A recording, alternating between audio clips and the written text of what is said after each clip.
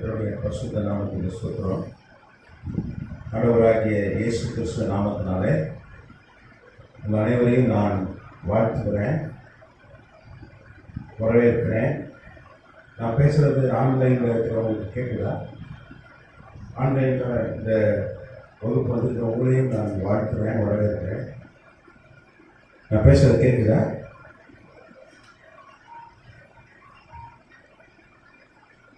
ஆன்லைனில் கேட்குதா? கூகுள் மீட்டில் கேட்குதா? தெளிவாக கேட்குதா? தெளிவாக இருக்கா? ரைட்.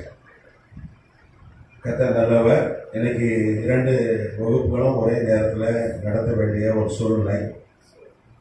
ஆமாம், கர்த்தர் நல்லவர். அல்லேலூயா, அல்லேலூயா. நம்ம தொடர்ந்து ஆன்லைன் வகுப்பில் கிறிஸ்துவியல்னு ஒரு பாடத்தை நாம் கற்றுக்கொண்டுட்டு வந்திருந்தோம்.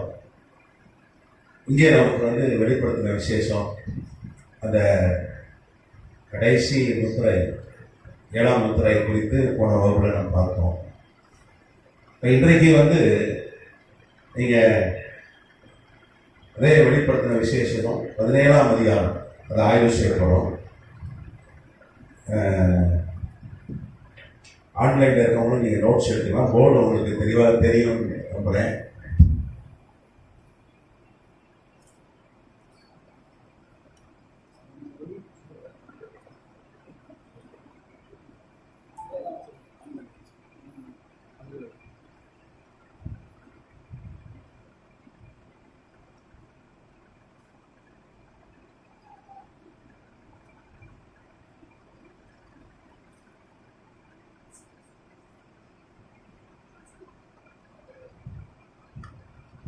வெளிப்படுத்தின விசேஷம் 17ஆம் அதிகாரம்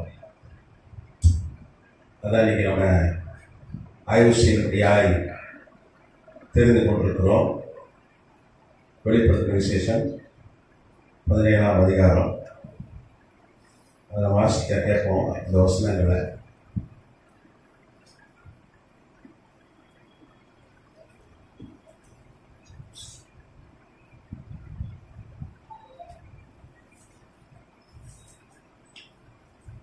வெளிப்படுத்தின விசேஷம் 17:1 வாசிக்கலாம். 7 கலசங்களை உடைய அந்த 7 தூதர்களில் ஒருவன் என்னோடு பேசி, நீ வா, திரளான தண்ணீர்கள் மேல் உட்கார்ந்திருக்கிற மகா வேசியோட பூமியின் ராஜாக்கள் வேசித்தனம் பண்ணினார்களே, அவருடைய வேசித்தனமாகிய மதுவால் பூமியின் குடிகளும் வெறி கொண்டிருந்தார்களே. 2ஆம் வசனம், அவளுக்கு வருகிற ஆக்கினையை உனக்கு காண்பிப்பேன் என்று சொல்லி ஆவிக்குள் என்னை வனாந்திரத்தை கொண்டு போனான். கர்த்தநாமத்துக்கு ஸ்தோத்திரம். இங்கே யோவானுக்கு ஒரு தரிசனத்தை கர்த்தர் காண்பித்து கொடுக்கிறார். அது என்ன தரிசனம் அப்படின்னா, இங்கே திரளான தண்ணீர் மேல் உட்கார்ந்து இருக்கிற ஒரு மகா வேசி,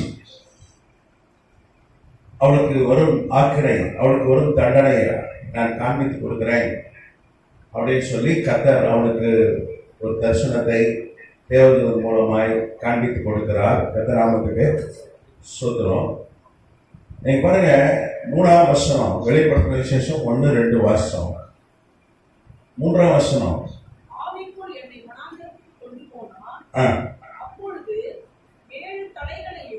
ஏழு தலை. எத்தனை கொம்பு? 10 கொம்பு.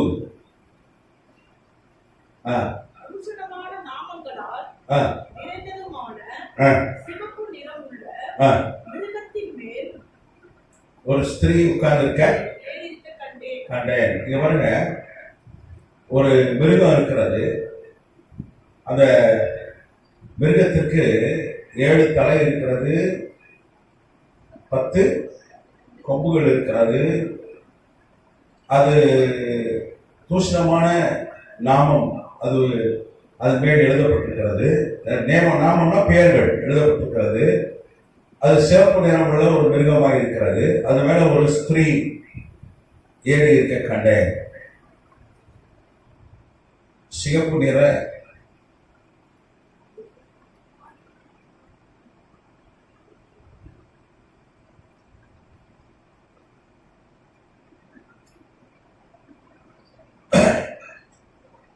ஒரு மிருகத்தை யோவான் பார்க்கிறான்.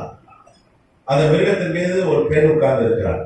எத்தனாமத்துக்கு சோதரம் சிகப்பு நிற மிருகம். சிவப்பு கலர் மிருகம் பார்த்துருக்கீங்களா? 7 கொம்பு, 7 தலை, 10 கொம்புடைய ஏதாவது விலங்கு பார்த்துருக்கீங்களா? உலகத்திலே கிடையாது.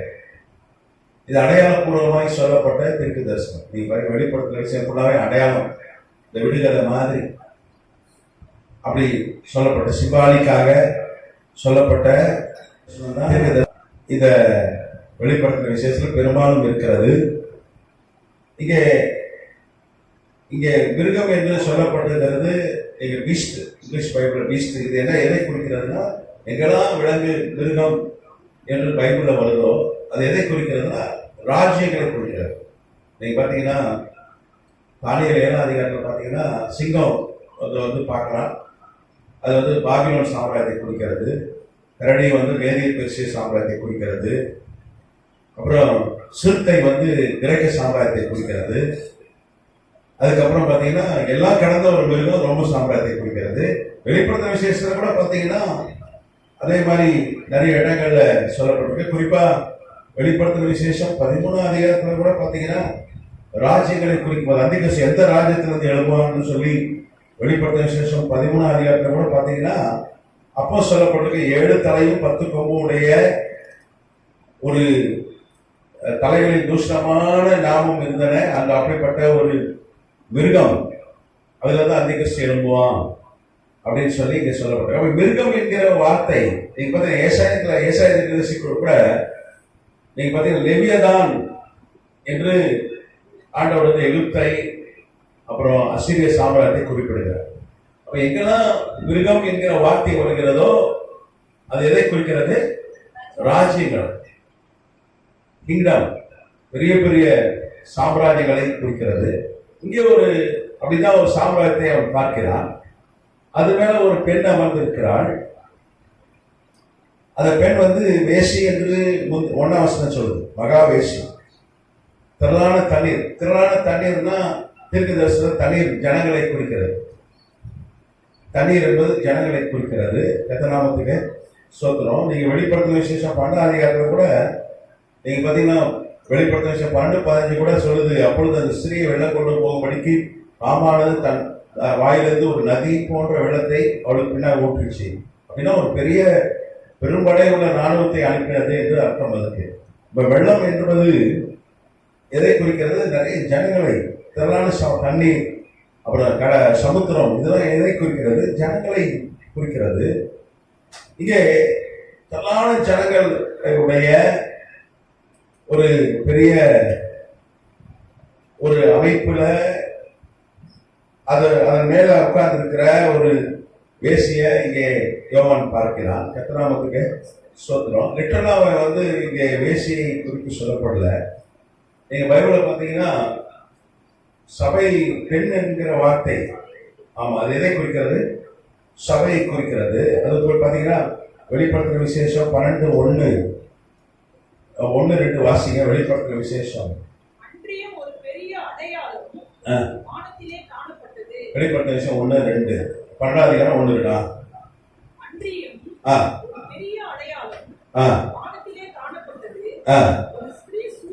ஒரு ஸ்திரீ சூரியனை அணிந்திருந்தால் அவர் பாதங்களின் கீழே சந்திரனும் அவர் சிரசின் மேல் 12 நட்சத்திரங்களுக்கு இடம் இருந்தன. அவள் கர்ப்பவதியாக இருந்து பிரசவ வேதனையில் பிள்ளை பெறும்படி வருத்தப்பட்டு அடைந்தார். இங்கே ஸ்திரீ என்கிற வார்த்தை சபையை குறிக்கிறதா இருக்கிறது. இந்த இடத்துல நீங்க உன்னத பாட்டு புத்தகம் பார்த்தீங்கன்னா அங்க ஒரு மணவாளர் ஒரு மணவாட்டி, அப்படிதானே?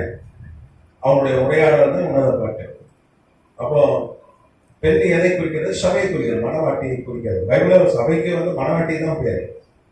அப்ப நல்ல பெண் எங்கெல்லாம் பெண் நல்ல பெண் அது நல்ல சபையை குறிக்கிறது, நல்ல சபையை குறிக்கிறது. வேசி என்று என்ற பெண் எங்கெல்லாம் சொல்லப்பட்டிருக்கோ அது கள்ள சபையை குறிக்கிறது. கள்ள சபைன்னா கள்ள போதனை உள்ள ஒரு சபை, எந்த சபை பைபிள்ல இருக்கிற போதனை அப்படியே ஏற்றுக்கொண்டிருக்கிறதோ அது நல்ல பெண். இப்ப எந்த சபை பைபிள் இருக்கிற போதனைகள் முழுவதையும் ஏற்றுக்கொள்ளலையோ அப்ப அது என்ன சபை? கள்ள சபை. அப்ப கள்ள சபை, வேசி பெண் அப்படின்றது எதை குறிக்கிறது? கள்ள போதனை உள்ள ஒரு சபையை குறிக்கிறது. கர்த்தநாமத்திலே சோதனை. இப்ப யோவான் அப்படிதான் பார்க்கலாம். திரளான ஜனங்களுடைய ஒரு கள்ள சபையை பார்க்கிறான்.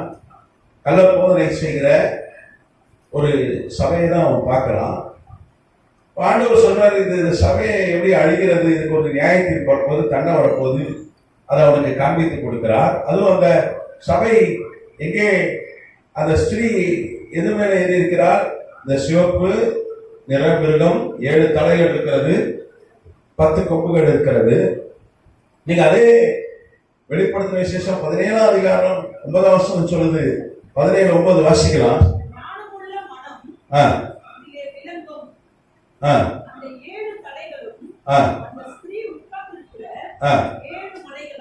ஏழு தலைகள் எதை குறிக்கிறது? 7 மலைகளை குறிக்கிறது. வேதத்துல நமக்கு பதில் இருக்கு. மலைகளை குறிக்கிறது. அப்ப இந்த மிருகம் ஒரு ராஜ்யத்தை குறிக்கிறது. இந்த 7 தலை அந்த ராஜ்யத்தில் இருக்கிற 7 மலைகளை குறிக்கிறது. கர்த்தநாமத்துக்கு ஸ்தோத்திரம். அப்போ 10 கொம்புகள், 10 கொம்புகள். அதே வெளிப்படுத்துற விசேஷம் 17ஆம் அதிகாரத்தில் சொல்லப்பட்டிருக்கு. 12ஆம் வசனம் வாசிக்கலாம். 17:12.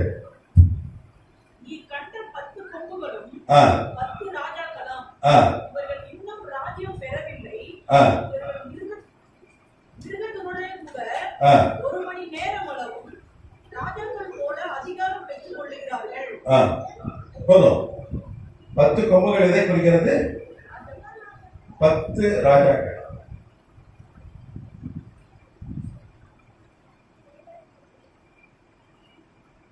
அப்போ மிருகங்கிறது ஒரு சாம்ராஜ்யத்தை குறிக்கிற ஒரு சொல்லா இருக்கிறது. அது சிவப்பு மிருகம். அப்ப அந்த சாம்ராஜ்யத்துக்கு ஒரு அடையாளத்தை ஆண்டவர் நமக்கு காண்பித்து கொடுக்கிறார். அந்த சாம்ராஜ்யத்தில் 7 மலை இருக்கிறது.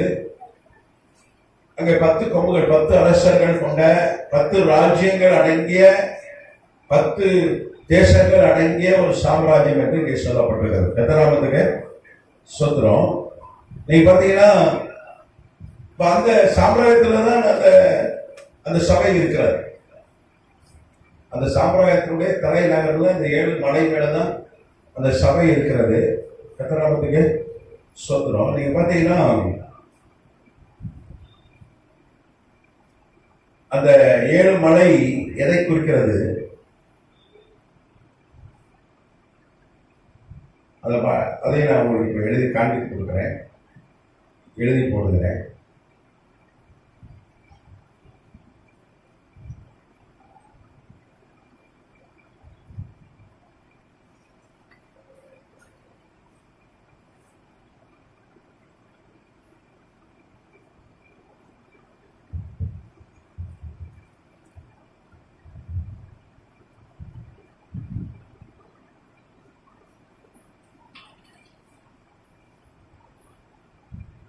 ஏழு மலைகள் என்னெல்லாம் எழுதி போடுறேன். இங்கிலீஷ்ல வந்து 7 hills.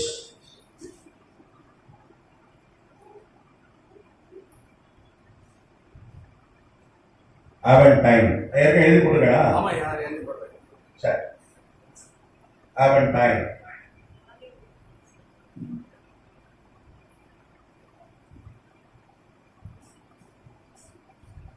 அதுக்கப்புறம் வந்து 2வது வந்து சிடிஎன்.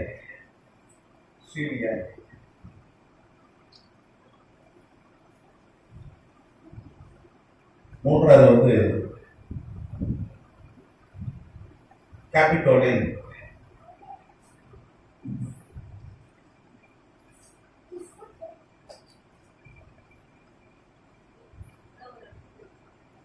நாலாவது மலை பெயர் வந்து எஸ்கோலேன்.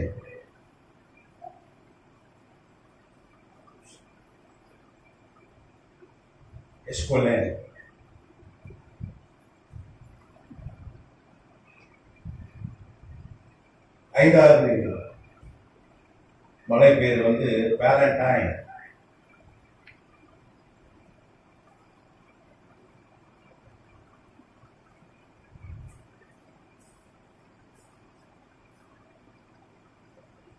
பேலண்டைன்.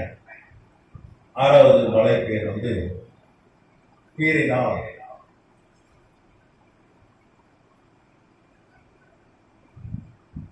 ஏழாவது மலை வந்து பேர் வந்து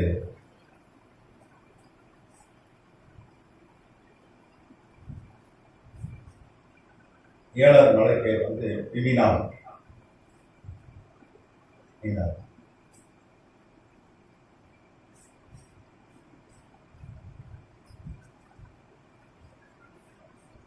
இந்த மலைகள் எங்க இருக்குன்னா ரோம்ல இருக்காது.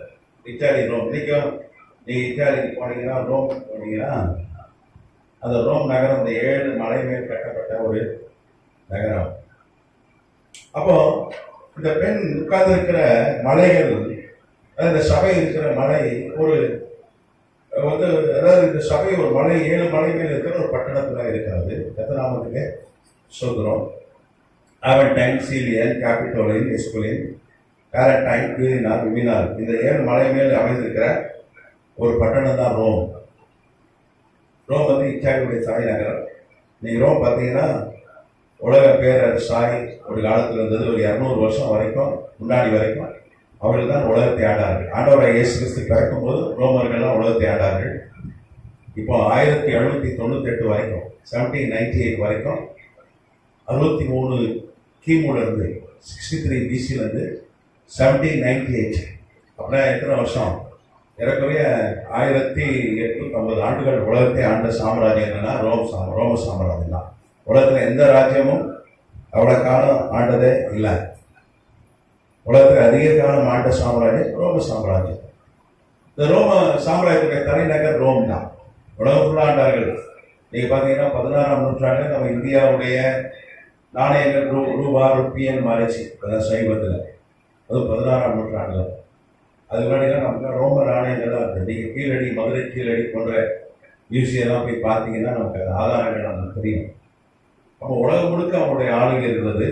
அப்போ தலைநகர் ரோம் தான். அது 7 மலை மேல் இருக்கிற அந்த பட்டணம். இன்னைக்கு இருக்கிற நியூயார்க்கோட ஏற்கனவே 2 மடங்கு பெரிய பட்டணம். இன்னைக்கு ரோம் ரொம்ப சின்னதாக இருக்குன்னு தான் சொல்லணும். ஆனால் அன்றைய பழைய ரோம் வந்து பார்த்தீங்கன்னா நியூயார்க்கை விட 2 மடங்கு மிகப்பெரிய பட்டணம், 7 மலை மேல் உள்ள பட்டணம். அப்ப அந்த பெண் வந்து ஒரு கள்ள சபையை குறிக்கிறது. ஏன்னா வேசி என்று நம்ம 17ஆம் அதிகாரம் 1ஆம் வசனம் வெளிப்படுத்தின வாஸ்தவம் மகா வேசி. அப்ப எங்கெல்லாம் வந்து அடையாளபூர்வமான தீர்க்கதரிசில ஒரு பெண் மகா வேசி என்று சொல்லப்படுகிறது, அப்புறம் கள்ள சபை என்று அர்த்தம். கள்ள போதனை உள்ள சபை என்று அர்த்தம். மணவாட்டி பெண் என்கிற வரும்போது நல்ல சபை என்று அர்த்தம். கர்த்தநாமத்துக்கு ஸ்தோத்திரம். அப்ப அந்த சபை எங்க இருக்கிறது? ஒரு சபையை தான் பார்க்கலாம். ஆண்டவர் அடையாளபூர்வமாய் காட்டுகிறார். ரோம் பட்டணத்துல 7 மலை மேல் இருக்கிற அந்த பட்டணத்துல அதனுடைய ஹெட் ஆபீஸ் இருக்கிறது, தலைமையகம் இருக்கிறது. அப்படிப்பட்ட ஒரு சபையை தான் கர்த்தர் அவனுக்கு காண்பித்து கொடுக்கிறார். கர்த்தராமத்துக்கு ஸ்தோத்திரம்.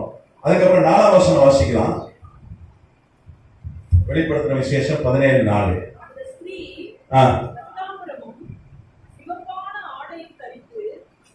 அது ஸ்ரீ என்ன பட்டு போட்டிருக்கிறார்? ரத்தாம்பரம். ஒரு நிமிஷம். ரத்தாம்பரம்னா இங்கிலீஷ் எடுத்து பர்பிள். அப்புறம் 2வது ரத்தாம்பரம் சிவப்பான ஆடை.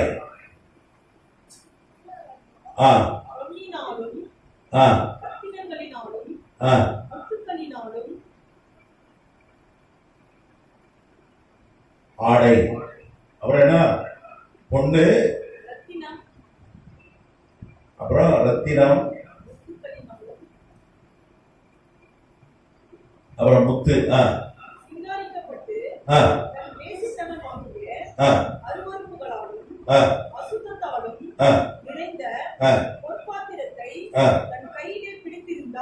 பொற்பாத்திரம். பொற்பாத்திரத்தை கையில வைத்திருக்கிறார். சபை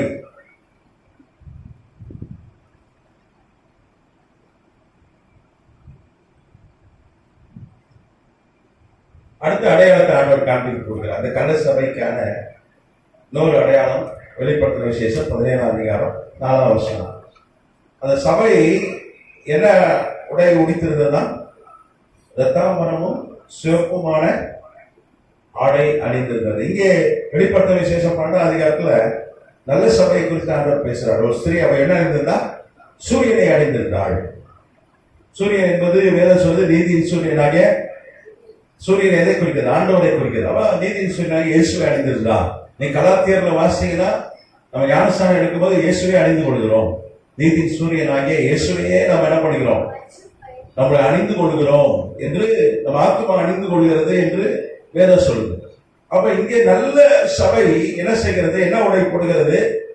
இயேசுவையே தெரிந்து கொள்கிறது ஞானஸ்நானத்தின் மூலமாக. அப்போ ஒரு எந்த சபை முழுக்க ஞானஸ்நானத்தை ஏற்றுக்கொள்கிறதோ, குழந்தை ஞானஸ்நானத்தை ஏற்றுக்கொள்கிற எந்த சபையும் நல்ல சபை அல்ல. அப்படிதானே?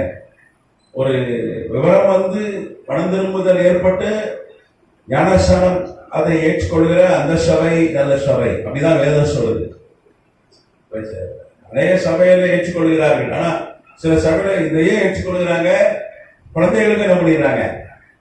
ஞானஸ்நானம் கொடுக்குறாங்க. அப்போ குழந்தை ஞானஸ்நானம் பிரதிஷ்டைகள் பண்ணலாம். இவங்க தண்ணி ஊத்துறாங்க, ஒரு 3 வாட்டி தண்ணி ஊற்றி குழந்தைக்கு அவங்க பிரதிஷ்டை பண்ணலாம். பிதாகுமாரன் பரிசுத்த நாமத்துல இந்த குழந்தைய நாங்க என்ன பண்றோம்? பிரதிஷ்டை செய்கிறேன்னு சொல்லலாம். ஆனா ஞானஸ்நானம்னு சொல்றது மிகப்பெரிய பாவம். ஏன்னா ஞானஸ்நானம் வந்து மனம் திரும்புற ஆளுக்கு தான் கொடுக்கணும். அதுவும் ஒரு 13 வயசுக்கு மேல இருக்க ஆளுக்கு தான் கொடுக்கணும் அப்படின்னு வேதம் சொல்லுது. 13+ தான் கொடுக்கணும். அவன் குழந்தைகள் ஞானஸ்நானம்ன்றதே கள்ள போதனை தான்.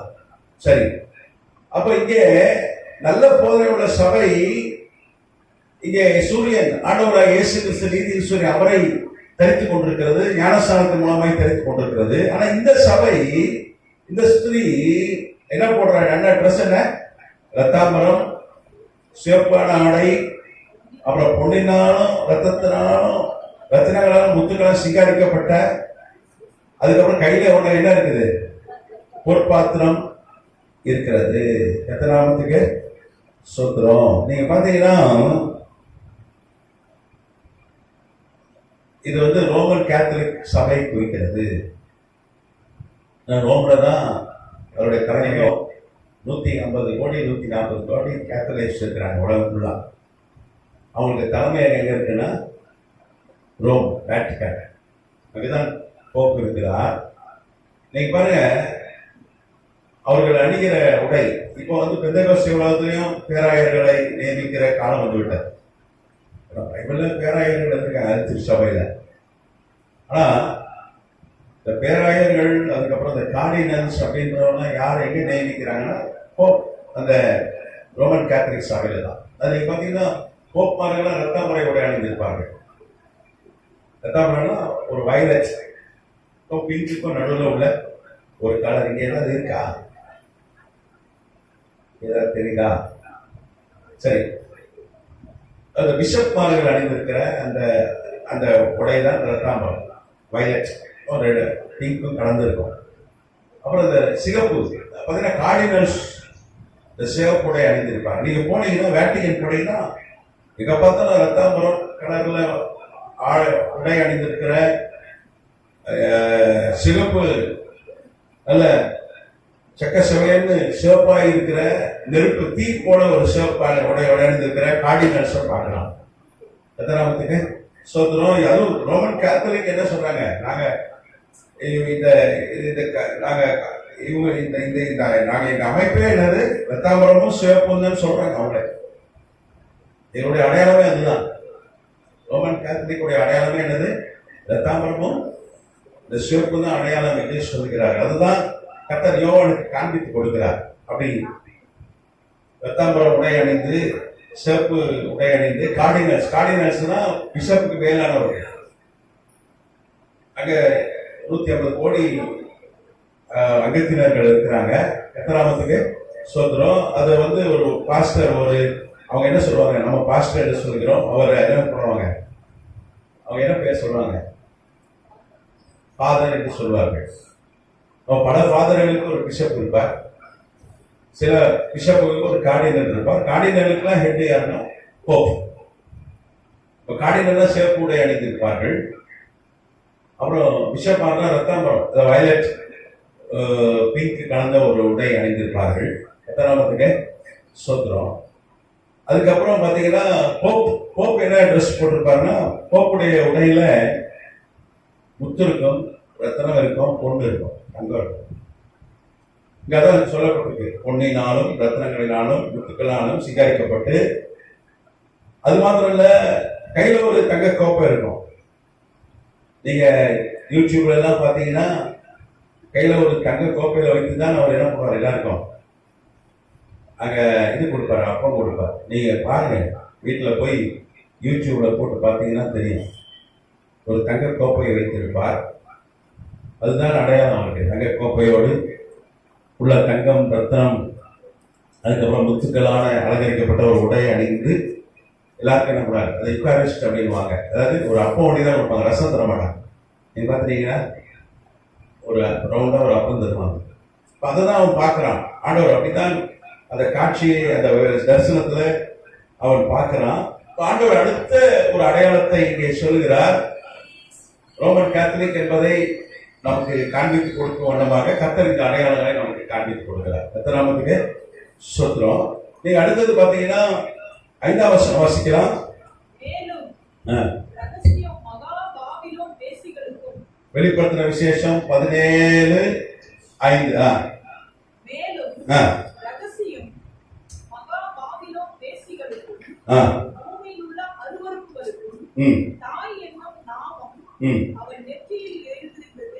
இங்கே நீங்க பாத்தீங்கன்னா மேலும் ரகசியம் மகா பாபிலோன் வேசிகளுக்கும், அதுக்கப்புறம்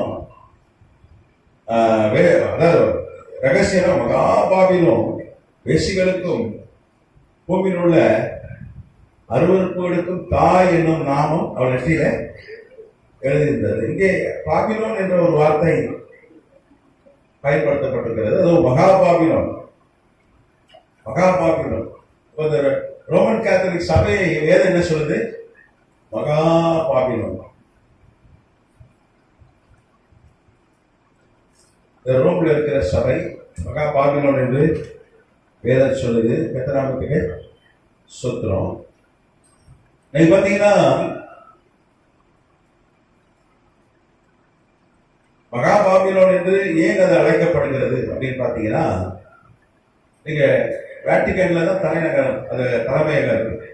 இந்த சபையுடைய தலைமையகம் எங்க இருக்குன்னா வேட்டிக்கன், ரோம் நகர்ல 7 மலை மேல அமைந்திருக்கிற ரோம் நகர்ல வேட்டிக்கன்ல இந்த சபையுடைய 8வது செட்டு இங்கதான் போப்பு இருக்கிறார். எத்தனாமத்துக்கு சொத்துறோம். நீங்க பாத்தீங்கன்னா இந்த ரோமன் கேத்தலிக்கே ஏறக்குறைய ஒரு பாபிலோன் ஒரு மதம் தான். நீங்க பாத்தீங்கன்னா அங்க டீ போட்டிருப்பாங்க. நீங்க யூடியூப்ல ஆன்லைன்ல தேடி பாருங்க. வேட்டிக்கன் அந்த மெயின் பில்டிங், அந்த தலைமை பில்டிங்கை நீங்க பாத்தீங்கன்னா அதுல 2 காரியம் இருக்கும். அது டீ போட்டிருப்பாங்க. அத டீன்னு ஒரு அடையாளம் போட்டிருப்பார்கள். அப்புறம் ஒரு சூரியனை வைத்திருப்பார்கள். அந்த சூரியன் பாத்தீங்கன்னா கிரேக்க தேசத்தில எகிப்து தேசத்தோட ஒரு சூரிய சின்னம். அது எகிப்தியர்கள் அப்படிதான் சூரியனை வச்சிருப்பாங்க. கத்தராமத்துக்கு சோத்திரம். அது பேர் ஸ்பிரிங் யூக்கினாஸ். அது பேரு. அது ஈஜிப்தியன் ஒபிலிஸ்க் என்று சொல்வார்கள். அதாவது சூரிய கடவுளை அப்படிதான் எகிப்தியர்கள் வணங்கினார்கள். அந்த அந்த அந்த ஒரு விக்கிரகம் செய்து அந்த விக்கிரகம் அதுல இருக்கும். வேட்டிக்கன்ல டீ இருக்கும். வேற என்ன இருக்கும்? ஒரு சூரிய விக்கிரகம் இருக்கும். நீங்க பாத்தீங்கன்னா டீ தமுஸ், டீ ஃபார் தமுஸ்.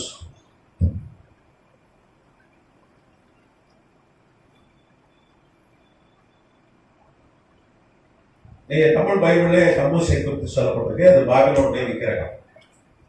பாபிலோனுடைய விக்கிரகம் பைபிள் இருக்கு. பழைய ஏற்பாடுல நீங்க தமுஸை குறித்து வாசிச்சிருப்பீங்க. அப்படிதானே? எசேக்கியேல்ல இருக்கு, எரேமியால இருக்கு. அது பாபிலோனுடைய விக்கிரகம். பாபிலோனுடைய இந்த தமுஸை வணங்கினார்கள். தமுஸுக்கு அவர்கள் அவங்களுக்கும் ஒரு கதை இருக்கிறது. அவங்களுக்கு ஒரு நம்பிக்கை இருக்கிறது. ஒரு மூட நம்பிக்கை. தம்முசுடைய மனைவி தான் ஈஸ்டர், அஸ்தரோத். இப்ப ஈஸ்டர் ஏன் கொண்டாடக்கூடாது அப்படின்னு சொல்றோம்னா, அது பாபிலோன் பண்டிகை. ஏன்னா தம்முஸ் காட்டுக்கு போய் செத்து போகிறாப்புல. அந்த கதையில இது உண்மை சம்பவம் இல்ல, கதை, ஒரு புராண கதை, ஒரு நம்பிக்கை, ஒரு மித்து அது. அப்ப அவட இஸ்டர் என்கிற அந்த பெண் விக்கிரகம், அவங்க அதை வணங்கினார்கள். அந்த இஸ்டர், இங்கிலீஷ்ல ஈஸ்டர், தமிழ் அஸ்தரோத், தமிழ் நம்ம பைபிள் இருக்கு, அது பாபிலோன் விக்கிரகம்.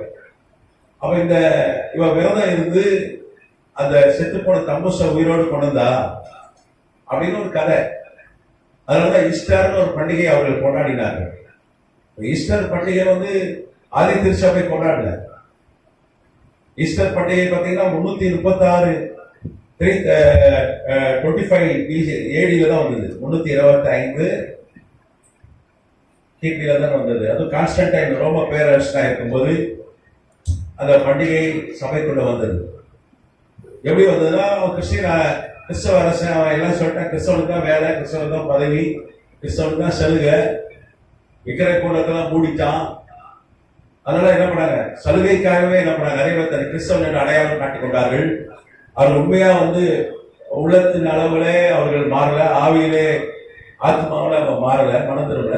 பேருக்கு என்ன பண்ணிட்டாங்க, நாங்களும் கிறிஸ்டின் தான், ஏன்னா சலுகை அப்படிதான் வேலை கிடைக்கும், ரோம பேரரசன் கிறிஸ்தவன், அப்படி வந்தார்கள். அப்படி வந்தவர்கள் தான் என்ன பண்ணாங்க, அந்த ஈஸ்டர் பண்டிகை அவங்க சபைக்குள்ள கொண்டு வந்துட்டாங்க. ஈஸ்டர் என்பது பாபிலோனிய விக்கிரகம், தம்மூஸ் என்பது பாபிலோனிய விக்கிரகம். நீங்க பாத்தீங்கன்னா, நீங்க நிறைய யூடியூப் வீடியோலாம் நீங்க பார்க்கலாம். போப் ஆஷ் வெனஸ்டே, சாம்பார் புதன் கிழமை ஒரு ஆராதனை நடத்துவாங்க. இன்னைக்கு நம்ம அநேக சபைகள் நடத்துறோம். அவங்க என்ன பண்ணுவாருன்னா, போப்பு எல்லா இடத்துலயும் டீ தான் போடுவாரு. நம்ம நினைச்சிட்டு இருக்கோம், போப்பு இப்படி சிவப்பு போடுறாருயா. அவரு சிவப்பு போடல, அவர் என்ன போடுறாரு, டீ. நீங்க பாருங்க, எல்லா இடத்துலயும் டீ, அந்த சாம்பார் அப்படியே அரைச்சி டீ போட்டுருவாரு. நீங்க வீட்டுல போய் பாருங்க, ஆச்சரியமா இருக்கு. அவெல்லாம் நினைச்சிட்டு இருக்க, இவெல்லாம் என்ன பண்றாங்க, சிலவு போடுறாங்கயா. அவங்க சிலவு போடல, டீ போடுறாங்க.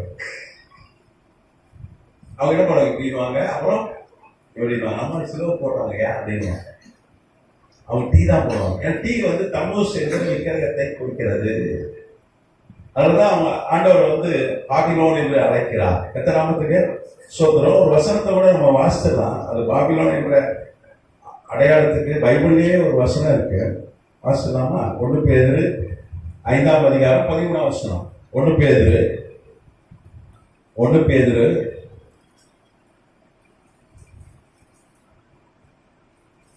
5:13 வாசனம்.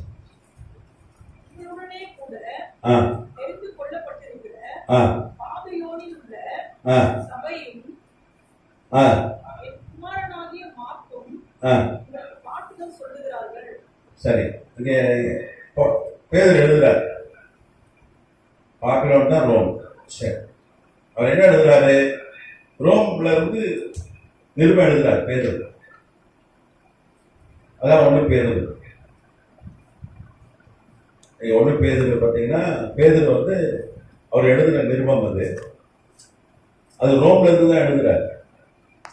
நீங்க பாத்தீங்கன்னா, அவர் சொல்றாரு, இங்க பாபிலோன்ல இருக்கிற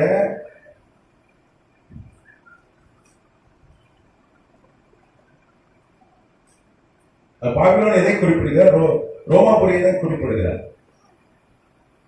ஆமா, உன்னுடனே கூட தெரிந்து கொள்ளப்பட்டிருக்கிற பாபிலோனில் உள்ள சபையும் என் குமாரன் மார்க்கும் உங்களுக்கு. அவர் இங்க இருக்கிற ரோம்ல இருக்கிற தெரிந்து கொள்ளப்பட்டிருக்கிற சபை, அதுக்கப்புறம் என் குமாரனாகிய மார்க் எழுதின சுவிசேஷம் எழுதின அந்த சுவிசேஷகர், அவங்க என்ன பண்றாங்க, வாழ்த்துக்கள் சொல்றாரு. எங்க இருந்து எழுதுறாரு அவரு, ரோம்ல இருந்து சொல்றாரு. ஆனா ரோம் என்ன சொல்றாரு, அவரு பாபிலோன் சொல்றாரு. அப்ப பாபிலோன்கிற வார்த்தை எதை குறிக்கிறது, ரோமை குறிக்கிறது, ரோமாபுரியை குறிக்கிறது. அப்ப ரோமாபுரியில இருக்கிற சபை தான் மகா பாபிலோன் என்று வேதம் சொல்லுது. மகா பாபிலோன் எத்தனாமத்துக்கு சோத்திரம். அதுக்கு இன்னொரு அடையாளம் தான் டீ. ஏன்னா அவங்க பாபிலோன் மதத்துல ரோமன் கேத்தலிக் வந்து பாபிலோன் மதம் தான், கம்முசை வணங்குறாங்க. அப்படிதானே? நீங்க பாருங்களேன், ஆண்டவர் சொன்ன நானே வழி சத்தியம் ஜீவனமா இருக்கிறேன். நீங்க பாருங்க, இந்த நல்லதா இருந்தது ஆதி திருச்சபை. நான் ஏற்கனவே உங்களுக்கு சொல்லியிருக்கேன், 430 வரைக்கும் 430 AD வரைக்கும் ஆதி திருச்சபை நல்லதான் இருந்தது. 430 கிபி AD வரைக்கும் ஆதி சபை நல்ல சபையா தான் இருந்தது. ஆதி திருச்சபை ஆரம்பித்து 400 வருஷம் தூய்மையா இருந்தது. 400 வருஷம் தூய்மையா இருந்தது. ஒரு மாநாடு நடத்தினார்கள். அன்னைக்கு தியோடேசியஸ், 2ஆம் தியோடேசியஸ் ஒரு அரசர் இருக்கார், ரோம பேரரசர். நான் ஏற்கனவே சொல்லியிருக்கேன் உங்களுக்கு, 2ஆம் தியோடேசியஸ். அவன் பார்த்தீங்கன்னா இந்த கான்ஸ்டன்டைன் கிறிஸ்தவ அரசன் வழியில வந்தவன். அவன் என்ன பண்றான், ஒரு மாநாடு நடத்துறான். ஒரு மாநாடு எதுக்கு நடத்துவாங்க? பக்தி விருத்தி வரணும், எழுப்புதல் வரணும், அப்படிதான் நடத்துவாங்க. இப்போ சைவத்தில் கூட ஒரு சகோதரிகள் பெண்கள் மாநாடு ஒன்று நடத்துறோம். தமிழர் ஐயா தான் அதை நடத்துனாங்க. நாங்களும் கூட இணைந்து அவரோடு செயல்பட்டோம். ஆமாம், பாஸ்டர் அம்மாலாம் வந்தாங்க, பத்மாஸ்டர் வந்தாங்க, தம்பி சீகர், அப்புறம் தாலிலாம் வந்தீங்க. ஆமாம், ஒரு மாநாடு எதுக்கு நடத்தணும்? சகோதரிகளுக்கு ஒரு எழுப்புதல் வரணும், அவங்க கட்டப்படணும், அவங்க மத்தியில் ஒரு ஆவிக்குரிய விழிப்புணர்வு வரணும். அப்படிதான் மாநாடு. அப்படிதான் இந்த தியோடேசியஸ் ஒரு மாநாடு நடத்துறான். ராஜா பேரரசன் எங்க வச்சு நடத்துறான்? எபேசு பட்டணத்துல, துருக்கியில எபேசு பட்டணத்துல நடத்துகிறான். உலகத்துல இருக்க 2000 சபை தலைவர்கள் அழைக்கிறான். 2000 பாஸ்டர்மார்கள், பெரிய பெரிய சபை தலைவர்கள், இந்திய வரலாறு சொல்லி இந்தியாவிலிருந்து கூட போனார்கள். நீங்க வந்து இந்தியாவில கிறிஸ்தவம் வந்து கிமு 2லயே வந்து விட்டார். தோமா 52 தான் வந்தார். தோமா வர்றதுக்கு 54 வருஷத்துக்கு முன்னாடி இந்தியாவில் கிறிஸ்தவம் வந்து விட்டார். கிறிஸ்தவம் இந்தியாவுக்கு வந்து தோமா வருவதற்கு முன்னாடி வந்து விட்டார். ஏன்னா கோத்த பெரஸ் என்கிற இந்தோ பார்த்திய சாம்ராஜ்யத்தின் பேரரசன் ஆண்டவராக இயேசு கிறிஸ்து குழந்தையா இருந்த போது அவரை போய் பார்த்து தரிசிச்சு வந்தான். அவன் தான் ரட்சிக்கப்பட்டு தான் வந்தான். கர்த்தராமத்துக்கு ஸ்தோத்திரம். அவன் தான் முதல் கிறிஸ்தவ அரசன். அவன் தான் கிறிஸ்தவத்தை இந்தியாவுக்கு கொண்டு வந்தவன். ஆண்டவர் பிறந்து 2 வருஷத்துல இங்க வந்துச்சு. அவர் ஏன்னா கிபி 2ல அவன் போய் பார்த்துட்டு உடனே வந்துட்டான், புறப்பட்டு வந்துட்டான். கிமு 4ல புறப்பட்டு 2 வருஷம் தேடி எத்தனை போய் ஆண்டவர் தரிசிச்சு அந்த நட்சத்திரம் இந்தியாவில 70 நாள் தெரிஞ்சது என்று சொல்லி இந்திய வரலாறு சொல்லுது. அந்த ஆண்டவர் இயேசு கிறிஸ்து பிறந்த போது ஒரு அடையாளம் ஏற்பட்டது வானத்துல, அதான் நட்சத்திரம். அதனாலதான் நம்ம ஸ்டார் பங்கு ஓடுறோம், அப்படிதானே? அப்போ அது 70 நாள் இந்தியாவில் தெரிந்ததாக இந்திய வரலாற்று குறிப்புகள் சொல்கிறது. அதை பார்த்து அவன் போனா, இங்க இருந்து ஒரு 120 தாளந்து பொண்ணு, 120 டேலண்ட்ஸ் கோல்டு. என்ன பார்த்தீங்கன்னா 120 தாளந்துனா 7000 கிலோ தங்கம் கொண்டு போனான். அவன் 2000 குதிரையில போனான். அவன் கண்ணாமூர்த்தி படத்துல காட்டுவாங்க, 3 விழுந்து வயசான ஒரு 3 பேர் தலையில டவலை கட்டிக்கிட்டு ஒரு கிழிஞ்சி போன பெட்ஷீட்டை போத்திட்டு அப்படியே ஒட்டகத்தை பிடிச்சிட்டு அப்படியே பரிதாபமா போவாங்க. அதை பார்த்தா சிரிப்பு தான் வருது. ஆனா அப்படி இல்லை. வேதம் சொல்லுது எருசலேம் நகரமே கலங்கியது. எருசலேம் நகரம்லாம் 50 லட்சம் பேர் வந்தா கூட கலங்காத நகரம். வருஷந்தோறும் பஸ்காக்கு வருஷத்துக்கு 1 கோடிக்கு அதிகமான ஆட்கள் வெளிநாட்டோட வருகிற நகரம் அது. ஏன்னா அங்க தேவாலயம் இருந்தது, உலகத்தின் மையப்பகுதி. எருசலேமுக்கு எல்லாம் வருவான். 50 லட்சம் பேர் ஒரே நேரத்தில் இருந்தா கூட கலங்காத நகரம். இவர்கள் வந்து யூதருக்கு ராஜா பிறகு எங்கேன்னு வந்து கேட்ட காரணம் எண்ணிக்கை. ஒருத்தர் 2000 குதிரையில வந்தான், ஆயிரக்கணக்கான ஒட்டகம். 2 வருஷம் பிரயாணம் பண்ணியிருக்கானே, சாப்பிடணும், அரிசி பருப்பு சொல்றேன், வேலைக்கு ஆட்கள், அது போக பாதுகாப்புக்கு ராணுவம் எல்லாம் தான் வந்தாங்க. அரசே இவ்வளவு இருக்குன்னா அன்னைக்கு அவன் அரசன் பிரம்மாண்டமாய் அரசர்கள் போய் இறங்கினார்கள். அதனாலதான் எருசலேம் நகரம் குலுங்கியது. எத்தனை நாமத்துக்கு சொத்துறோம். அப்ப கிறிஸ்துவ அப்பவே வந்துட்டு இந்தியாவுக்கு ஒரு கிமு 2லயே வந்து விட்டாரு. கிறிஸ்துவ இந்தியாவுக்கு வந்து 2027 வருஷம் ஆகுது இந்தியாவுக்கு கிறிஸ்தவம் வந்து. நேற்று ஏதோ வெள்ளக்காரன் கொண்டு வரல, ரொட்டிக்காக கோதுமைக்காக யாரும் கிறிஸ்தவனா மாறல. அவன் கோந்தப்பெரஸ் என்கிற பேரரசன் போய் இயேசுவை தரிசித்து வந்தான். அவன் கிறிஸ்தவனா திரும்பி வந்தான். அவன் என்ன பண்ணான்? அவன் தான் கிறிஸ்தவத்தை இங்கே ஸ்தாபித்தான். கர்த்தராமத்துக்கு ஸ்தோத்திரம். இப்போ அவங்க வந்து பாபிலோன் மதம் தான், அந்த ரோமன் கேத்தலிக்கே பாபிலோன் மதம் தான். தம்முஸை வணங்குகிறார்கள். தம்முஸ் தீ தான் போடுறாங்க. தீல சூரியனை வணங்குகிறார்கள். சூரிய வணக்கம், அது பாபிலோனுடைய வணக்கம். நீங்க பாத்தீங்கன்னா பெருகமு சபை காலம் நம்ம ஸ்டடி எடுத்தோம். பெருகமு இந்த சபை காலத்துல பாத்தீங்கன்னா ஏன் பெருகமு சபை காலம் அதிக விக்கிரகாரன் அந்த காலகட்டத்தில். நீங்க பாத்தீங்கன்னா கோரேஷ்னு ஒரு ராஜாவை குறித்து ஏசாயா 45ஆம் அதிகாரத்தில் சொல்லப்பட்டது. கோரேஷ், சைரஸ் த கிரேட் இங்கிலீஷ்ல. அவன் பிறக்கிறதுக்கு 111 வருஷத்துக்கு முன்னாடியே ஏசாயா தீர்க்கதரிசி பாத்தீங்கன்னா 711 கிமு 711ல அவன் தீர்க்கதரிசனம் சொல்றான். இவன் 600 கிமுல பிறக்கலாம், 600 பிசியில பிறக்கலாம். பிசியில குறைஞ்சிக்கிட்டே வரும், ஏடின்றது ஏறிக்கிட்டே போகும். 6000 ஆரம்பிக்கும், பிசி 6000 ஆரம்பிச்சு அப்படி குறைஞ்சிக்கிட்டே வரும். அப்புறம் 1க்கு வந்த பிறகு அப்புறம் ஏடியா மாறும். அப்படிதான் வந்து அந்த டைமை கணக்கிடுறாங்க, கால அட்டவணைய. கத்தராமத்துக்கு சொந்தம் கிமு கிபின்னு 2ஆ பிரிச்சு ஏடி பிசின்னு கணக்கெடுக்கிறாங்க. இப்போ கோரேஷ் அவன் வந்து கிறிஸ்தவ அரசனாய், அப்ப அவன் வந்து பாபிலோனை பிடிச்ச பார்த்தா கிறிஸ்டியன் அரசனா மாறான். அவன் விக்கிரகாரம் செய்யறவன தான் இருந்தான். ஏன்னா ஆண்டவர் சார், நீ என்ன அறியல, ஆனாலும் நான் என்ன பண்ணேன், உன்னை அழைச்சேன், பேர் சொல்லி அழைத்தேன், உன்னை தெரிந்து கொண்டேன் அப்படின்றாரு. என் தாசன், என்னால் அபிஷேகம் பண்ணப்பட்ட மீட்பேன்னு சொல்றாரு. அது குறிப்பா பாத்தீங்கன்னா அவன் ஒரு 61 வயசுல தான் அவன் கிறிஸ்தவனா மாறுறான். 61 வயசு வரைக்கும் அவன் ஆண்டவர் அறியல. எப்போ வந்து பாபிலோன் அவன் பிடிக்கிறானோ, உலக சாம்ராஜ்யம் பாபிலோன் உலகம் முழுக்க ஆண்டார்கள். நேசருடைய பேரன் தான் இந்த பெல்சாசார் ராஜா. தானியேல் 5ல் இருக்கு பாருங்க. நிபோனிடஸ், நேச்சாருடைய மருமகன் நிபோனிடஸ் தான் பேரரசன். அவனுடைய மகன் தான் பெல்சாசார். நிபோனிடஸ் உலகம் ஃபுல்லா ஆளுகை அரேபியாவில் இருக்கிறார் ஒரு காரியமா. இங்கே பெல்சாசார் இருக்கிறார். அப்பதான் வந்து அந்த கை தோன்றி மேனே மேனே தெக்கேல், ஆமா அப்படி அந்த வார்த்தை எழுதப்பட்டது. கர்த்தராமத்துக்கு ஸ்தோத்திரம். அந்த இரவே கொல்லப்படுகிறார். அதை கொண்டது யாருன்னா தரியு, அதாவது கோரேஷுடைய ஒரு தளபதியில ஒருத்தன். கர்த்தராமத்துக்கு ஸ்தோத்திரம். அப்படிதான் பாபிலோனை அவர்கள் பிடிக்கிறார்கள். பிடித்த உடனே அதுவும் பார்த்தீங்கன்னா சண்டையின்றி, ரத்தம் சிந்துதல் இன்றி, போரின்றி பாபிலோனை பிடிச்சிட்டாங்க. ஏன்னா கேட்டை திறந்து வச்சுட்டான். அன்னைக்கு ராஜாக்கு பெல்சாசாருக்கு ஒருத்தன் துரோகம் பண்ணான். கூட இருந்த கவர்னர், அவன் பேர் கோப்ரியாஸ். அவன் என்ன பண்ணான், காசுக்கும் பணத்துக்கும் ஆசைப்பட்டு அவன் துரோகம் செய்து விட்டான். அவன் வந்து நாட்டையை காட்டி கொடுத்து விட்டான்.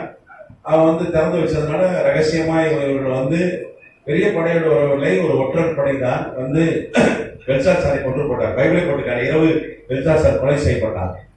நிறைய ஸ்டார்கோ, ஸ்டேஷியஸ், ஹெரோடேட்டஸ் போன்ற புகழ்பெற்ற வரலாற்று பதிவுகளும் அதான் சொல்லுது. பைபிளுக்கு வெளியே இந்த ஆதாரங்கள் இருக்கிறது. அன்னைக்கு போரே நடக்கல. ஏன்னா காரணம் சொன்னார், போரேஸ்க்கு உனக்கு முன்னாடி வாசல் திறந்தே இருக்கும், நான் உனக்கு முன்னே போய் கோணலானைகளை செவையாக்குவேன்னு சொன்னார். அதே மாதிரி பாபிலோன் கோட்டை கதவை திறந்து வச்சிட்டார் ஆண்டவர். அங்க ஒரு சதி நடந்தாலும் அதுக்கு ஆண்டவர் அனுமதி கொடுத்தார். காரணம் போரேஸ் எங்க போனாலும் கதவுகள் திறந்தே இருக்கணும்ட்டாங்க. அவன் வந்து ஆண்டவர் அறியல, கிறிஸ்தவன் கிடையாது. அதுக்கப்புறம் தான் அவனுக்கு ஒரே ஆச்சரியம், என்ன சண்டை போடாம இவ்வளவு பெரிய சாம்ராஜ்யம், உலகத்தின் பெரிய சாம்ராஜ்யம். ஏன்னா கோட்டை பார்த்தீங்கன்னா 300 அடிக்கு உடையாத கோட்டையை நீங்க பார்த்துருப்பீங்க. ஆனா இந்த பாபிலோன் கோட்டை பார்த்தீங்கன்னா சென்னையோட 2 மடங்கு பெரிய நகரம். சுத்திலும் 300 அடி, 330 மாடி உயர கோட்டை. இன்னைக்கு ட்ரோன் இருக்கு, ஏரோப்ளேன் இருக்கிறது, இன்னைக்கு மிசைல் இருக்கிறது, அடிச்சுவாங்க. ஆனா அன்னைக்கு அப்படி இல்லை. குதிரையிலேயே யானையிலையும் ஒட்டையத்துல தான் வருவான், நடந்து தான் வருவான். அது மேல 30 மாடி ஏறணும்னா என்ன பண்ணோம், கயிறை போட்டுதான் ஏறணும். அது ஏற முடியாது. அதனாலதான் பாபிலோன் அசைக்க முடியாம இருந்தது. ஆனா கதவு 100 அடி கதவு, இரும்பு கதவுகள், அது திறந்து வச்சதுனால ராஜா அரண்மனைக்கு வந்து தரியு கொலை செய்து விட்டான். அப்ப ஈஸியா பாபிலோனை ரொம்ப ஈஸியா ஜெயிச்சிட்டான். ஒரு சண்டை இல்லை. அப்ப வந்து ஜோசியக்காரன் குறி சொல்ற எல்லாரையும் கூப்பிட்டு கேட்கலாம் தரியு, என்னையா எனக்கு ஆச்சரியமா இருக்கு, நான் ஒண்ணுமே என்னை தொட்டதெல்லாம் அவருடைய பொண்ணா விளங்குது, நான் உண்மையே செய்யலையே, எனக்கு இதை பத்தி ஏதாவது இருக்கா, யோசியத்துல ஏதாவது சொல்லுதா, ஏதாவது குறி சொல்றாங்க, ஏதாவது இருந்தா சொல்லுன்னு. அப்பதான் வந்து ஆளாக கொண்டு சொன்னாங்க. அப்பதான் அங்க தானியல் இருக்கிறாங்க. எங்க பைபிளே தானியல் வந்து கோரேஷோடு இருந்தான் என்று தானியல் தீர்க்கதரிசி புத்தகத்துல வாசிக்கிறோம். அப்ப தானியல் சொன்னா, இப்ப உன்னை பத்தி பைபிள் இருக்குப்பா, ஏசாயா தீர்க்கதரிசி நீ பிறக்கிறதுக்கு 111 வருஷம் உன் பேரை சொல்லி தீர்க்க சொல்லியிருக்கிறார். கோரேஸ் உன் பேரை சொல்லியிருக்காரு ஆண்டவர். அவனோட ஆண்டவர் ஏற்றுக்கொள்கிறார், அடிச்சு போட்டான். நான் என்ன செய்யணும்னா, நீ தேவாலயம் கட்டணும். அவன் தான் ரெண்டாம் தேவாலயம் கட்டுறதுக்கு அவ்வளோ பணம் கொடுத்தான். செருபாபேலை கத்தரை எழுப்பினார். ஆனால் ஃபண்டிங் ஃபுல்லாக யார் கொடுத்தது? ஆர்டர், உத்தரவு, அனுமதி எல்லாம் அந்த கோரேஸ் தான் கொடுத்தான். கத்தர் கோரேஸை கொண்டு கட்டி எழுப்பினார். கத்தராமத்துக்கு சோதரம். அப்போ ஆட்சிக்கு வந்தவொடனே கோரேஸ் ஆண்டவரை ஏற்றுக்கொண்டவொடனே ஆண்டவர் சொல்ல, என் மெய்ப்பெண், என் தாசன், என்னால் அபிஷேகம் பண்ணப்பட்டான். ஊழியக்காரன் ஆயிட்டான். யாரும் யாரை சொல்வார் ஆண்டவர்? என் தாசன், என் மெய்ப்பெண், என்னால் அபிஷேகம் பண்ணப்பட்டு யாரை சொல்வாரு? ஊழியக்காரனா மாட்டான். அவன் இந்த எல்லாம் விக்கிர இந்த தம்பூசமான ராஜாவை தான் தப்பி விட்டான். ஃபர்ஸ்ட் பாபிலோன் சாம்ராஜ்யத்தை விட்டு, மேதிய பெர்சிய சாம்ராஜ்யத்தை விட்டு இவருடைய அவனை தொட்டி போட்டான், தொட்டி அடிச்சான். எல்லாம் அநேகரை கொண்டு போட்டான். அவன் தான் பெரிய ஒரு எழுப்புதல் உண்டாச்சு கோரேஸ் காலத்துல. யோசிக்காரன், குறி சொல்றவன், இந்த மந்திரவாதி எல்லாத்தையும் போல அரெஸ்ட் பண்ண. அப்ப பயந்து என்ன பண்ணாங்க எல்லாரும்? இந்த பாபிலோன் சாம்ராஜ்யத்தை விட்டு ஓடி போனாங்க. அவங்க எங்க போய் செட்டில் ஆயிட்டாங்க? துருக்கியில பெர்கமுன்னு ஒரு இடத்துல. பெர்கமஸ் சர்ச் இருக்க 7 சபையில ஒண்ணு.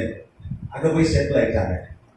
அங்கதான் இந்த தபூஸ், சைபல், இஸ்டாரு, இந்த விக்கிரத்துல கொண்டு போய் வச்சுட்டாங்க. அப்படிதான் துருக்கியில இருந்துதான் அப்படியே இந்த ரோமர்கள் அந்த சிலையை வணங்க ஆரம்பித்தார்கள். அப்ப ரோமர்கள் வணங்க சிலை அப்படியே ரோமன் கேத்தலிக் ஊர்ல புகுந்தது. அப்படிதான் இந்த பாபிலோன் மதம் தான், பேர் தான் ரோமன் கேத்தலிக். அது பாபிலோன் மதம், அதுதான் பாபிலோன் என்று வேதம் சொல்லுது. கர்த்தநாமத்துக்கு சொத்துறோம். இன்னைக்கும் அவங்க டீ தான் போடுறாங்க. சூரியன் அந்த விக்கிரகம் தான் இருக்கிறது. கர்த்தநாமத்துக்கு சூரிய வணக்கம் தான். அவங்க பாருங்க, 430 கிபியில மாநாடு நடத்தும் பொழுது சிறில்னு ஒரு ஊழியக்காரர், சிறில் ஒரு பேரு. அவர் அன்னைக்கு 2 ஊழியர்கள், மிகப்பெரிய ஊழியர்கள் அன்னைக்கு உலகத்தில் இருந்தாங்க. ஒருத்தர் பேர் சிறில், இன்னொருத்தர் பேர் நெஸ்டோரியஸ். நான் ஏற்கனவே எழுதிதான் போட்டிருக்கிறேன். சிறில், நெஸ்டோரியஸ் பெரிய ஊழியர்கள் அவங்க இருந்தாங்க. கர்த்தநாமத்துக்கு ஸ்தோத்திரம். அப்போ சிறில் இவங்க தலைமையில தான் நடந்தது. இவங்கெல்லாம் முன்னாடி வந்தாங்க ராஜா கூட மேடையில. சிறில் ஒரு பிரசங்கம் பண்ணார். என்ன பிரசங்கம் பண்ணார்? யோவான் 2ல முதல் அற்புதம், ஆண்டவர் இயேசு கிறிஸ்து தண்ணீரை திராட்சரசமா மாற்றினார். அது எப்படி மாத்தினாரு? மரியாதை போய் பரிந்து பேசினார். அதனாலதான் அற்புதம் நடந்தது. அப்ப அற்புதம் வேணும்னா மரியாதை நமக்கு பரிந்து பேசணும். அவ மரியாதை நம்ம சொன்னாதான் மரியாதை என்ன பண்ணுவா? பரிந்து பேசுவா. அவ மரியாதை நம்ம என்ன பண்ணோம்? ஜபிக்கணும்னு ஒரு கள்ள போதனையே சொல்றாங்க. வேதம் சொல்லுது, நன்றி நீ யாருக்கே என்ன பண்ணக்கூடாது, நீ ஜெபிக்க கூடாது, யாரையும் வணங்கக்கூடாதுன்னு ஆண்டவர் சொல்லிருக்க. என் சொர்க்கத்தை கூட வணங்கக்கூடாது, இந்த மாதிரி ஒரு போட்டோ கூட வணங்கக்கூடாதுன்னு ஆண்டவர் சொல்லியிருக்காரு. அதான முதல் கட்டளை. ஆனா அந்த பைபிளுக்கு எதிராக அந்த சிறில் சொன்னது. ராஜா பைபிள் தெரியாதுங்க. பைபிள் கிறிஸ்தவ அரசன் பேரு பைபிள் தெரியாது. அவன் என்ன பண்ணிட்டான்? அதை கொண்டதுக்கான் சபைக்குள்ள. நெஸ்டோரியஸ் எதிர்த்தார். நம்மளா நெஸ்டோரியஸ் வழி வந்தவங்க. ரெஸ்டோரேஷன் யாருக்காவது ஞானஸ்தானம் கொடுத்தீங்கன்னா பேர் வைங்க. யாராவது சகோதரர்கள் ஞானஸ்தானம் எடுத்தாங்க நெஸ்டோரியஸ் பெரிய ஹீரோ. இந்த கிறிஸ்தவ அவன் தான் எதிர்த்தான். ரோம பேரரசனை கொண்டாலும் பரவாயில்ல, அதெல்லாம் ஒத்துக்க முடியாதுதான். அவன் எதிர்த்தான். காட்டிலையும் மலையிலையும் கோவிலையும் ஒளிஞ்சிருந்து கத்தரை ஆராய்ச்சான், ஊழியம் செஞ்சான். அந்த நெஸ்டோரியஸ் வழி வந்தவன் தான் நம்ம. இல்லைன்னா நம்மளாம் வழி தப்பி போயிருப்போம். கத்தநாமத்துக்கு ஆதி திருச்சபையை அவன் தான் நடத்தினான். கத்தநாமத்துக்கு சோதரம். அப்படிதான் அந்த ரோமன் கேத்தலிக் மதம் வந்தது.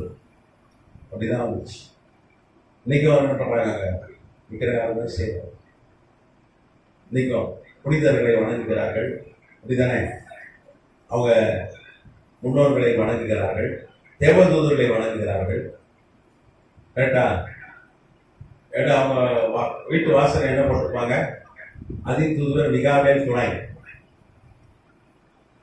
மைக்கேல் இங்கிலீஷ்ல. மிகாவேல்னா ஒரு தேவதூதன், அவ்வளவுதான். நமக்காக அவன் பணியுடைய செய்கிற ஒரு ஆவியா இருக்கிறான் என்று வேதம் சொல்கிறார். யோவான் கூட வெளிப்படுத்தின விசேஷம் கடைசி அந்த அதிகாரத்துல ஒரு தேவதூதனை வணங்க போறான். உடனே அவன் என்ன சொல்றான்? தேவதூதன், ஐயோ நீ என்ன வணங்கக்கூடாது, யாரை வணங்கணும்? இயேசுவை தான் வணங்கணும். நானும் உன்ன மாதிரி ஒரு வேலைக்காரன் என்று இங்கே நீங்க பாத்தீங்கன்னா வெளிப்படுத்தின விசேஷம் 22ஆம் அதிகாரத்துல 8ஆம் வசனம். வெளிப்படுத்தின விஷயம் 22:8. யோவனாகிய நானே இவளை கண்டும் கேட்டும் இருந்தேன்.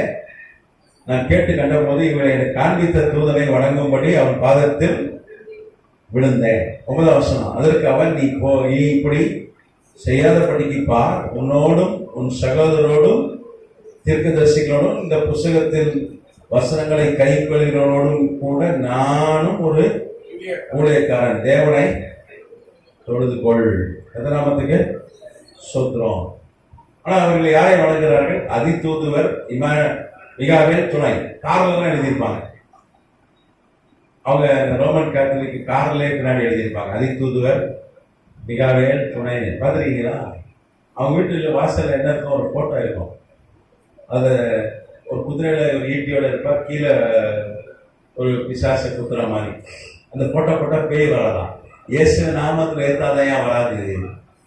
அந்த போட்டோக்கெல்லாம் அவங்க ஆராதிக்கிற அந்த ஆண்டவர்கிட்ட போட அது எங்க போகுது? அவர்கள் பாபிலோன் மதம் தான். அதுதான் வேதம் தெளிவா சொல்லுது. ரோமன் கேத்தலிக் என்னது? அது அதான் மகா பாபிலோன். ஆனா அதை நான் கண்டிப்பேன்னு சொல்றாரு கர்த்தர். அதை கண்டிப்பேன்னு சொல்றாரு. முதல் வசனமே நீங்க வெளிப்படுத்தின விசேஷம் 17 ஆண்டவர் என்ன சொல்றாரு? நியாய தீர்ப்பு. ஆமா, அவளுக்கு மணிக்கிற 2வது வருஷம் அவளுக்கு வருகிற அக்கினை உனக்கு காண்பிப்பேன் அப்படின்னு சொல்றார். கதநாமத்துக்கு சுத்திரம். அப்போ மகா பாபிலோன் என்பது எதை குறிக்கிறது? இன்னைக்கு இருக்கிற சாதாரண இல்லை, 150 கோடி பேர் இருக்காங்க.